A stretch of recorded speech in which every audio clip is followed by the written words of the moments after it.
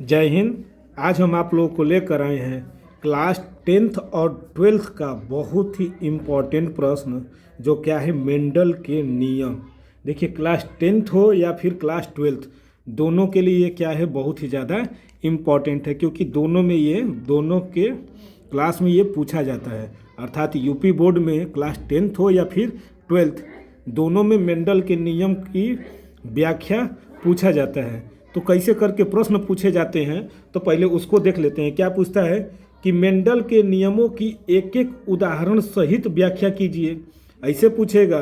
अथवा मेंडल के वंशागति नियमों को समझाइए, या इस तरह। या फिर मेंडल के नियम क्या हैं, उपयुक्त चित्रों के अनुसार चित्रों के माध्यम से स्पष्ट कीजिए, या तो इस तरह। या फिर मेंडल के नियमों का वर्णन कीजिए। देखिए, जैसे जैसे पूछेगा वैसे वैसे बताना पड़ेगा। इस तरह से स्वतंत्र अपव्यूहन से आप क्या समझते हैं, केवल रेखा चित्र द्वारा द्विसंकर क्रॉस को समझाइए। देखिए, वन शॉट में इसको क्या करेंगे, इतने सब क्वेश्चन हैं, इसका वन शॉट में हम आपको क्या करेंगे बता दे रहे हैं कि मेंडल के नियम, मेंडल के तीनों नियमों की व्याख्या, तीनों का चित्र के साथ इसकी व्याख्या कर देंगे। तो आइए सबसे पहले देखते हैं मेंडल के नियम, कि मेंडल के नियम को क्या कहते हैं। तो देखिए, मेंडल का नियम, यहाँ पर हेडिंग डालेंगे कि मेंडल के आनुवंशिकता के नियम, यानी मेंडल्स लॉ ऑफ हेरेडिटी। तो मेंडल ने उद्यान मटर पर क्या किया था, उद्यान मटर पर किए गए संकरण प्रयोगों के आधार पर आनुवंशिकता के 3 नियम प्रतिपादित किए, जिन्हें मेंडल के आनुवंशिकता के नियम कहते हैं। ये नियम निम्नलिखित हैं। देखिए, मेंडल ने क्या किया था कि उद्यान मटर पर ये प्रयोग किए थे।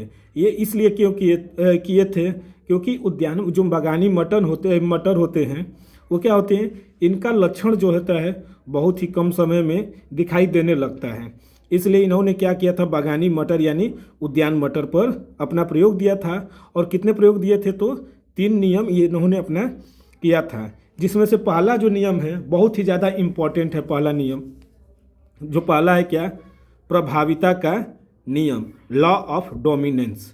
देखिए, प्रभाविता का नियम क्या कहता है कि इस नियम के अनुसार जब 2 विपरीत लक्षणों वाले 2 पौधों, जिसमें से क्या होंगे शुद्ध होने चाहिए, जब 2 विपरीत लक्षणों वाले 2 पौधों क्या हैं शुद्ध का संकरण कराया जाता है, तब प्रथम संतानीय पीढ़ी में एक लक्षण दिखाई देता है तथा दूसरा लक्षण क्या हो जाता है, छिपा रहता है। देखिए, जब 2 विपरीत लक्षण वाले जो होते हैं पौधों के बीच संकरण कराया जाए, यानी 2 विपरीत लक्षणों वाले, कहने का मतलब या तो एक पूरी तरह से लंबा हो जाए या एक पूरी तरह से बौना हो जाए, तो ये तो शुद्ध हो गए।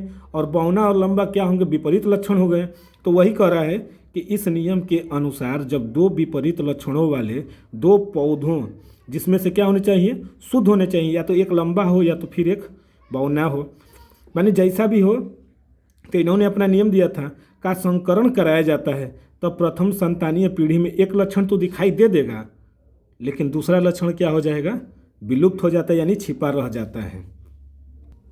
देखिए, दिखाई देने वाला लक्षण प्रभावी लक्षण अर्थात डोमिनेंट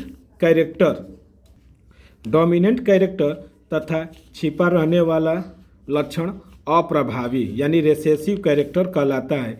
इस नियम को ही क्या कहते हैं, प्रभाविता का नियम कहते हैं। देखिए, जो दिखाई देगा उसे क्या बोलते हैं, प्रभावी लक्षण, और जो छिपा रहेगा उसे अप्रभावी लक्षण, और इसी को क्या कहते हैं, प्रभाविता का नियम। अगर 1 नंबर में पूछेगा तो डायरेक्ट आप बस इतना ही लिख दीजिएगा, लेकिन अगर व्याख्या करने के लिए पूछ दिया ये 4 नंबर में, या फिर लॉन्ग क्वेश्चन में पूछेगा, तो इसकी व्याख्या भी आप लोगों को करना पड़ेगा। तो आइए इसकी व्याख्या भी देख लेते हैं। क्या कि जब, देखिए व्याख्या लिखेंगे, जब समयुग्मजी लाल पुष्प, देखिए लाल पुष्प को कैपिटल RR से डिनोट कर दिए, यानी जब समयुग्मजी लाल पुष्प कैपिटल RR वाले पौधों का समयुग्मजी सफ़ेद पुष्प, यानी लाल पुष्प को कैपिटल R से और सफ़ेद पुष्प को स्मॉल r वाले पौधे से संकरण कराया जाता है, तो F1 पीढ़ी के सभी लाल पुष्प, देखिए सभी लाल पुष्प यानी कैपिटल R स्मॉल r वाले होते हैं। R लाल रंग तथा स्मॉल आर सफ़ेद रंग के जीन हैं। देखिए एक जो है किसका है, तो लाल रंग के जीन है और दूसरा क्या है, सफ़ेद रंग के। तो आर प्रभावी जीन की उपस्थिति में स्मॉल आर सुप्त जीन अपने को व्यक्त न कर पाता है।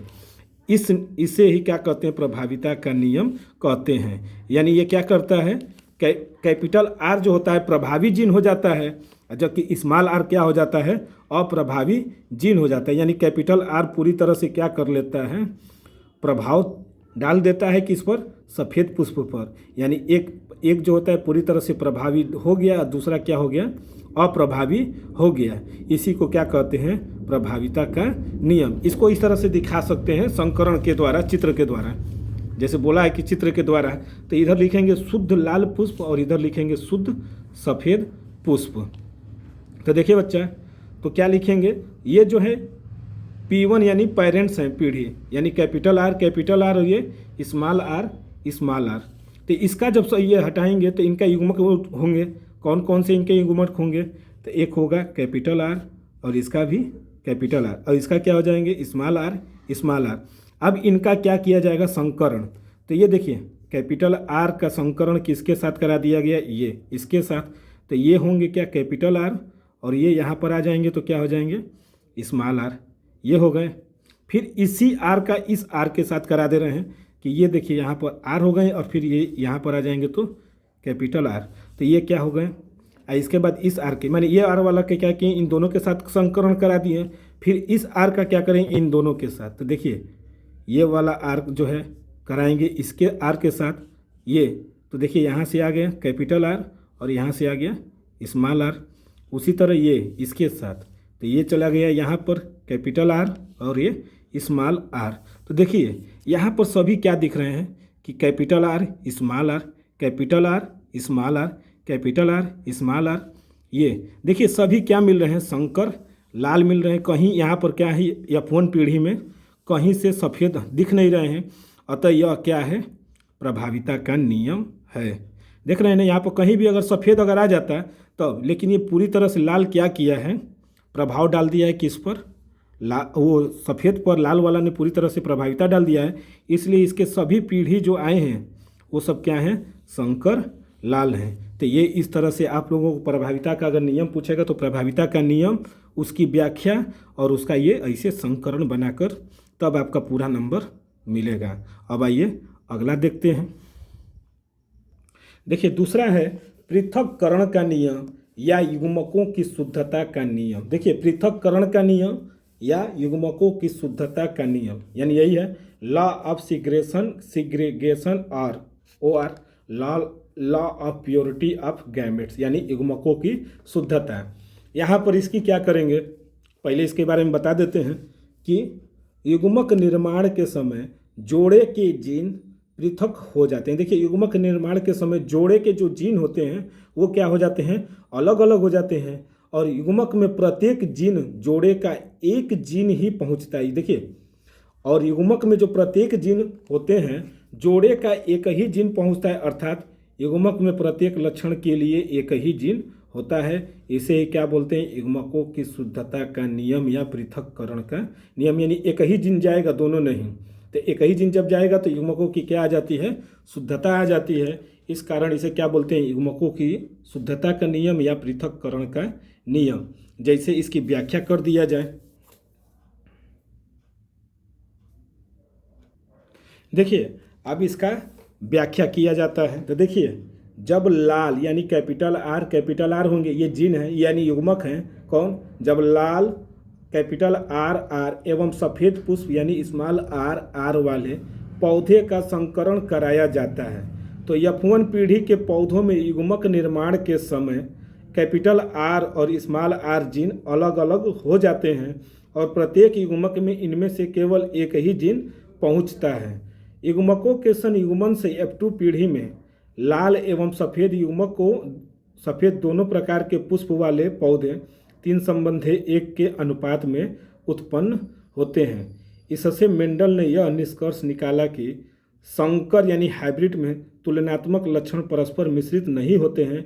युग्मक निर्माण के समय ये क्या हो जाते हैं, पृथक हो जाते हैं। जैसा कि अभी आपको ये फिगर में आप लोगों ने देखा है, देख लीजिए कि ये तो F1 पीढ़ी हो गए, लेकिन जब ये देख रहे हैं ना, उसका यही है कि ये हैं, तो इसका जैसे F1 पीढ़ी में सभी इस तरह दिखाई दे रहे हैं, लेकिन जब इनके F2 पीढ़ी में आएंगे तो सभी के एक एक लक्षण क्या होंगे, अलग हो जाते हैं। जैसे यहाँ से इसके बाद वाला हम आपको बता देते हैं कैसे होगा। जैसे यहाँ पर है स्मॉल आर कैपिटल आर, और ये भी इस कैपिटल आर स्मॉल आर, तो इनका जब संकरण कराया जाए तो इसका एक आर और इसका एक आर क्या होगा, कैपिटल आर ये हो गए। फिर इसी का इस आर के साथ कराएं तो क्या होगा, कैपिटल आर स्मॉल आर, और फिर इस आर का इस आर के साथ कराएं तो आर स्मॉल आर, और ये जो है आ जाएंगे क्या, स्मॉल आर। तो देखिए यहाँ पर जो है पूरी तरह से संकर, यानी इनका जो अनुपात मिलेगा 3:1 का, तो यही मेंडल ने क्या बताया था कि युग्मकों के यहाँ पर जो है देखिए युग्मकों की शुद्धता का नियम, तो ये पूरी तरह से इन्होंने इसकी क्या किया था, व्याख्या कर दिया था। क्या किए थे कि जब लाल पुष्प और ये संकरण कराया जाता है तो F1 पीढ़ी के पौधों में युग्मकों निर्माण के समय आर और स्मॉल आर जीन अलग अलग हो जाते हैं, और प्रत्येक युग्मक में इनमें से केवल एक ही जीन पहुंचता है। युग्मकों के संयुग्मन से F2 पीढ़ी में लाल एवं सफ़ेद दोनों प्रकार के क्या हो जाते हैं, पुष्प वाले पौधे 3:1 के अनुपात में उत्पन्न हो जाते हैं। तो अब आइए अगला नंबर देखते हैं, कौन सा, स्वतंत्र अपव्यूहन का नियम, यानी मेंडल का तृतीय नियम। देखिए स्वतंत्र अपव्यूहन का नियम यानी लॉ ऑफ इंडिपेंडेंट असॉर्टमेंट, यानी दो या दो से अधिक तुलनात्मक लक्षणों वाले जीनों के जोड़े के जीन एक दूसरे से स्वतंत्र होकर, देखिए दो या दो से अधिक तुलनात्मक लक्षणों वाले जीनों के जोड़े के जीन एक दूसरे से क्या हो जाते हैं, स्वतंत्र होकर युग्मकों में आ जाते हैं, और निषेचन के समय युग्मक आपस में अनियमित ढंग से संयोजित होते हैं। इसके फलस्वरूप नए नए क्या बन जाते हैं, संयोग बनते हैं। यानी निषेचन के समय क्या हो जाते हैं, युग्मक आपस में अनियमित ढंग से संयोजित हो जाते हैं। इसके फलस्वरूप क्या हो जाते हैं, नए नए जो होते हैं संयोग बनते रहते हैं, यानी ये क्या होते हैं, पूरी तरह से स्वतंत्र होते हैं। इसकी व्याख्या कैसे करेंगे तो ये भी देख लेते हैं व्याख्या, कि इस नियम की व्याख्या द्विसंकर क्रॉस के आधार पर की जा सकती है। जब पीले गोल तथा हरे झुर्रीदार बीज वाले समयुग्मजी पौधों में क्रॉस कराया जाता है तो F1 पीढ़ी में सभी संकर पौधे पीले गोल बीज वाले होते हैं। यह प्रभाविता के नियम को क्या करता है, प्रदर्शित करता है। सही बात है। F1 पीढ़ी के पौधों में स्वपरागण कराने पर F2 पीढ़ी में निम्न 4 प्रकार के बीज वाले पौधे प्राप्त होते हैं। देखिए कौन कौन से होते हैं, तो ये चारों के नाम हैं कि गोल पीले, गोल हरे, झुर्रीदार पीले और झुर्रीदार हरे। यही चारों क्या हैं, ये इनके लक्षण हैं। देखिए अब इनके बीच में क्या करा दिया जाएगा, संकरण। गोल पीले बीज में और झुर्रीदार हरे बीज के बीच में हम क्या करा दे रहे हैं, संकरण के माध्यम से समझा देंगे, यानी चित्र के द्वारा। तो ये कहेंगे कि ये क्या हो गए हैं, मेंडल का सभी नियम कंप्लीट हो गया था। ये देखते हैं उसको भी। देखिए ये क्या है, मान लेते हैं कि गोल पीला बीज को क्या लिए हैं, सभी कैपिटल के, यानी कैपिटल आर आर और कैपिटल वाई वाई, और यहाँ पर झुर्रीदार हरा बीज लिए हैं तो सभी क्या हो गए हैं, स्मॉल हो, आर आर वाई वाई, ये सब स्मॉल है, और ये क्या है, जनक पौधे हैं। तो इनका जब युग्मक टूटेंगे, यानी युग्मक, तो ये होंगे आर, और देखिए आर वाई ये अलग अलग हो गए, यानी एक आर इसमें और एक वाई, एक आर इसमें और एक आर वाई इसमें हो गए। उसी तरह इसके साथ भी तो होंगे, small R small Y, small R small Y, ये क्या है, युग्मक है। और जब इनके बीच संकरण कराया गया, यानी F1 पीढ़ी जो बना था कौन सा, capital R capital Y small Y. तो देखिए ये हो गए F1 पीढ़ी। इसके बाद जो संकरण कराएंगे तब उसको देख लेते हैं, इस तरह से ये बनेंगे। इसको एकदम पूरा पढ़ कर जाइएगा बच्चा, ये श्योर है कि एकदम आएगा, ये कोई डाउट नहीं है। क्या होते हैं, इधर लिख देते हैं मादा युग्मक, इधर तो देखिए पहले ये चारों को लिखना पड़ेगा, क्या, capital R capital Y, capital R small Y, small R capital Y, small R small Y. यही जो इधर लिखे हैं वही चीज़ को फिर इधर भी लिखेंगे क्या, capital R capital Y, capital R small Y, capital R, अरे small R capital Y small R. अब देखिए इनका और इनका बीच में क्या किया जाएगा, संकरण। बस कुछ मत करिएगा, बस ध्यान से देखते रहिए, समझ में आ जाएंगे। ये कैपिटल आर और वाई इसके साथ संकरण करा देंगे तो क्या बनेगा, ये दोनों कैपिटल है, ये दोनों कैपिटल, क्या बन गया, गोल पीला बन गया। देखिए सब क्या है, सब कैपिटल। इसमें आएंगे तो क्या है, ये तो कैपिटल आर और ये कैपिटल वाई है, लेकिन यहाँ पर कैपिटल आर और स्मॉल वाई है, तो ये देख रहे हैं ऐसे बनेंगे तो क्या बनेगा, गोल पीला, ये भी बनेगा। इसके बाद क्या है, यहाँ पर स्मॉल आर है, ये कैपिटल वाई, और ये तो अपना कैपिटल जस का तस रहेगा। इसका इसके साथ संकरण कराएंगे तो ये बनेगा, तो ये भी क्या हो जाएगा, गोल पीला। और ये जो है इसके साथ कराएंगे तो ये भी क्या हो जाएगा, गोल पीला, ये गोल पीला, ये भी हो गया। फिर देखिए ये वाला पहले लाइन के लिए तो ये हो गया, दूसरे लाइन का फिर इसके साथ करा दीजिए, ये और ये, तो क्या होगा, कैपिटल आर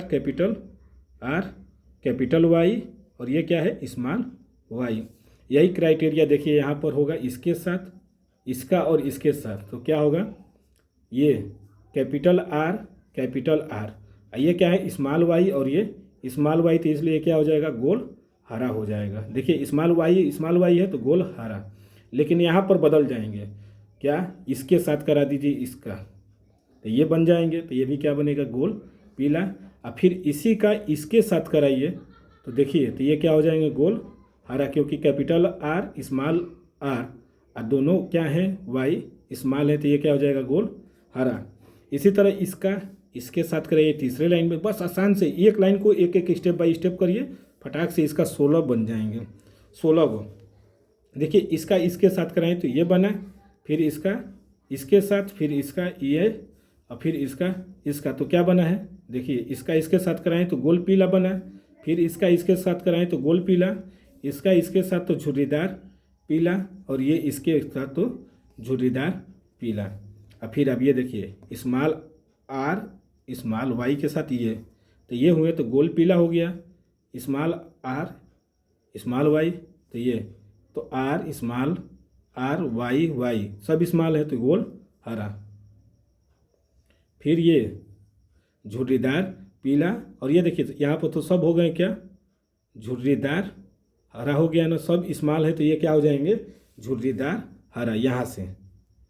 तो देखिए यहाँ पर देखना है कि गोल पीला कितने हैं। देखिए इनका ये F2 पीढ़ी है, तो इनका अब देखा जाए कि कैसे होंगे, तो द्विसंकर क्रॉस से, तो गोल पीला यहाँ पर गिनना पड़ेगा कि कितने हैं। झुर्रीदार हरा तो एक ही दिख रहा है कि यहाँ पर है, इसके बाद गोल पीला, तो 1 2 3 4 5 6 7 8 और 1 9, तो गोल पीला कितने हो गए, 9। गोल हरा कितने हैं ये देखिए, तो गोल हरा तो 1 2 और ये 3, तो ये कितने हो गए, 3 ये हो गए। इसी तरह झुर्रीदार पीला कितने हैं, तो झुर्रीदार पीला को देखिए 1 2 3, तो झुर्रीदार पीला कितने हो गए, 3, और झुर्रीदार हरा कितना है, 1। तो इनका जो समलक्षणी अनुपात हुआ कितना हुआ, 9 संबंधे 3 संबंधे 3 संबंधे 1 का। तो इस तरह से आपका क्या है, मेंडल के तीनों नियम, यानी जो मेंडल के तीनों नियम हैं, इस तरह से पहला था प्रभाविता का नियम, दूसरा है स्वतंत्र अपव्यूहन का, अरे वो युग्मकों की शुद्धता का नियम, और तीसरा है स्वतंत्र अपव्यूहन का नियम। ये तीनों नियम जो है बहुत ही इम्पोर्टेंट है, जो कि बोर्ड एग्जाम में आएंगे। और भी इम्पोर्टेंट हम टॉपिक लेकर आएंगे अगले वीडियो में। तब तक के लिए धन्यवाद।